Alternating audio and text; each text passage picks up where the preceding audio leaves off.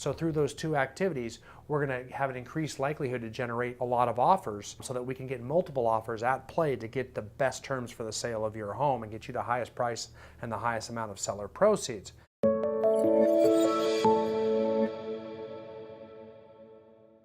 Hi, this is Brian Icenhower, and welcome to our module on open house prospecting. I want to clarify some things about open houses before we start, because a lot of people, think that they understand open houses, and I want to make sure we understand all of the rationale for holding open houses, and we list those for you pretty well in your materials, but I want to make sure we understand there are a few key reasons that we have open houses. And the first reason, probably the most obvious, is to appease our sellers, right?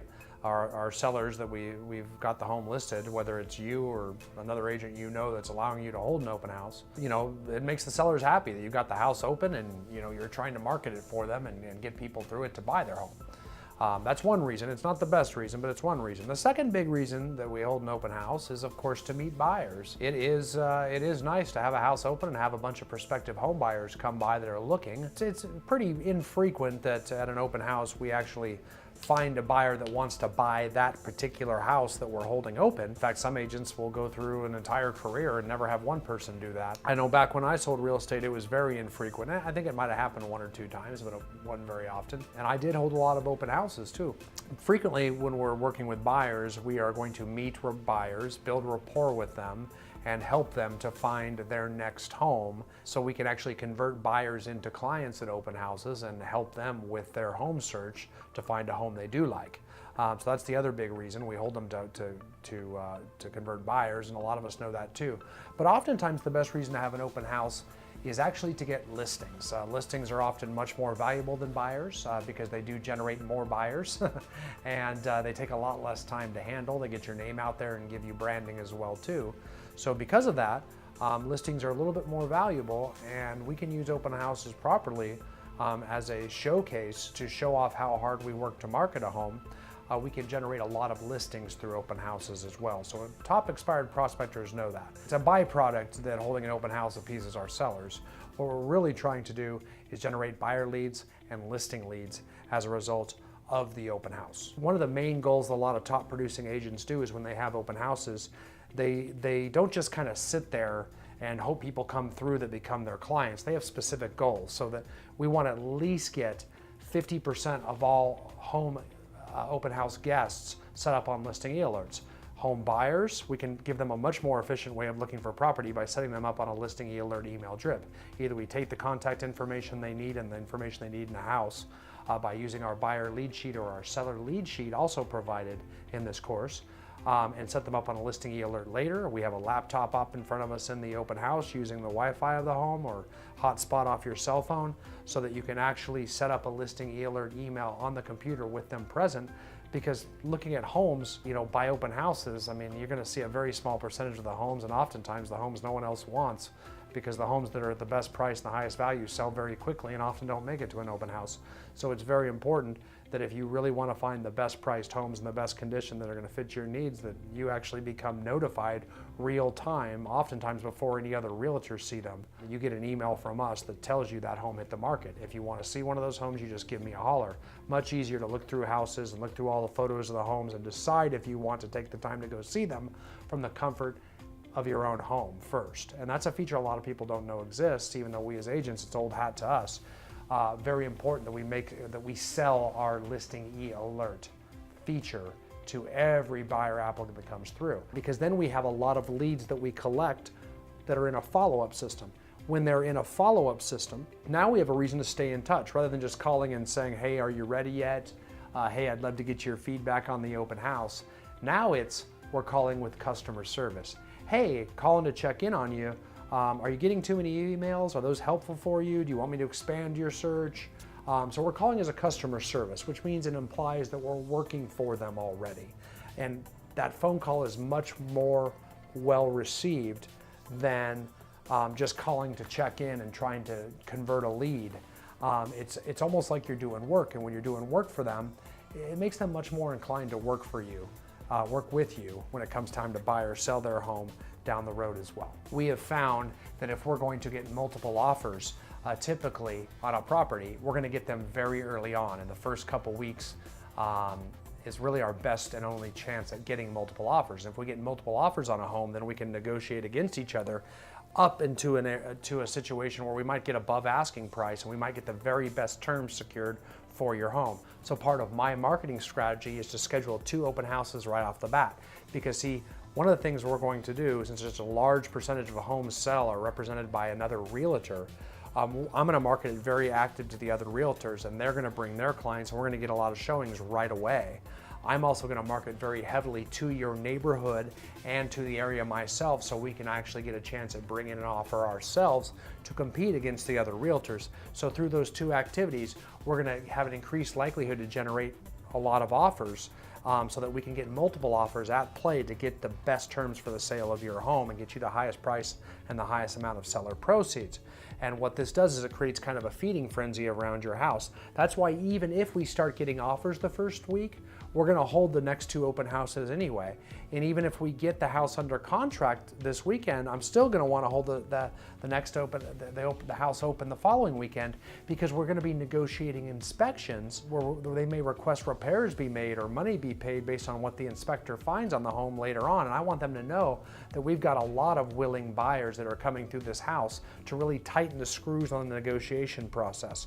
The way that works is this: if we schedule an open house this weekend and we get an offer before that, and we're actually negotiating back and forth, the home buyers typically on the weekend will start driving by the home, and they'll want to show it to their brother or their family members or their best friends, and they'll drive them by and they want to show them the house they're about to buy that they're in counter offers on. And as they drive them by, they're going to see 20 or 30 people going through that house at my open house, and all of a sudden they're going to see people walking through their house. And see, that puts you at a very high negotiating position on the sale of the home, because what'll happen is they're not going to want other people to get that house. They're more likely to just accept your last counter offer or not negotiate too hard, because they see all these other people that are vying to buy their home as well too. So that really increases our negotiating position for the purchase of the home. And the same is true on the second open house. If we get them under contract, even though we've gone under contract and pending on the home, we know they've got an inspector coming through. When that inspector comes through, he's going to find a lot of things that they're going to want to negotiate. And we want them to know that we're still collecting backup offers by showing the home until they waive all their contingencies on the sale, and we've agreed upon a final condition and price for the sale to move forward to closing.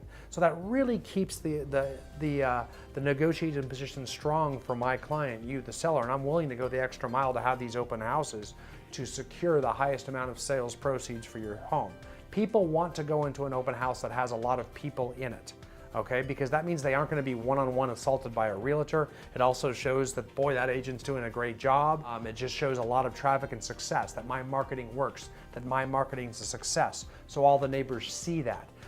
You can have your friends drive by. That's why you'll often see a lot of invitations to your SOI, to vendors, to affiliates. It's more cars. More cars means more people, and you'll see it multiplies, and when it rains, it pours. If you have 4 cars out there, you have an increased likelihood of getting 8. If you have no cars, it's very hard to get 1. So very important we get as many people to come as possible and park them in the street and make it hard to park. Show a large, successful open house. It'll increase your likelihood of getting more traffic, more buyer leads, and impressing more sellers and seller leads, and getting more listings as a result. Now, when we talk about your sign-in and contact information, as we move forward in your materials, we provide a couple great scripts. It is very important we get contact information for everybody that walks in the house. We want to have a guest list and sign-up sheet. We want to make sure that that's near the front of the house in a very public area, so we can always stand by it. Oftentimes what we'll do is when they walk in, we'll say, could you please sign our guest book? You can even have an iPad that has this as well. And we use one or both of the scripts below for security and insurance purposes. And you'll see the first script says, please sign in on our guest list for security purposes. I need to keep a record of everyone that comes through the house. And that's valid too. Just so you know, it's very common for people to come through the house and unlock a window, especially in the bathroom, one of those high, small windows, and then leave, and then come back in the middle of the night and rob the house, or later on in the week, because people don't check that window. It's one of the most common ways homes are robbed through open houses, so we need to keep a record that everyone that comes in and out, so you can feel comfortable with the truth behind that script, not that you need to tell them that. Number 2, for insurance purposes, please sign in for insurance purposes. I have to keep a log of every guest that walks through the home.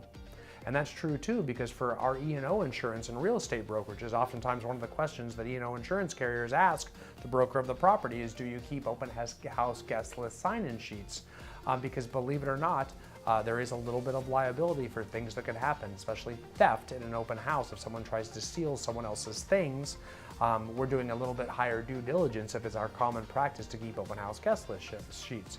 So you can feel comfortable with the truth behind that script as well too, that we can have everybody sign in for insurance purposes. And quite frankly, if someone says for security or insurance, could you please sign in? That's hard for me to argue that. Okay, I get it. So I'm going to sign in there. And you still might get fake numbers. That's fine. But remember, it's a numbers game. You're going to get some fake ones to get some good ones, okay? You can also use a flyer method. And I usually have a flyer.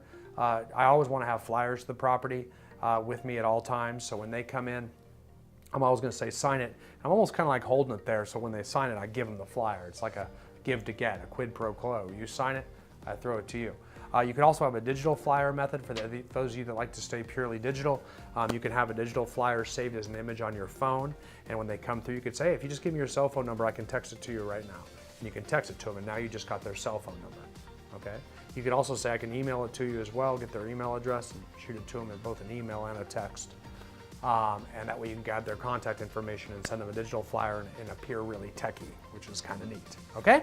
So the end, like I said, and I promised you before, the end of all the materials that are in front of you in your workbook are really go into detail about how we sell the listing e-alert searches, which is really a primary step in converting leads. Give you all the scripts, all the talking points, the way to follow up with those listing email alert searches with people that come through your open house after the open house as well too.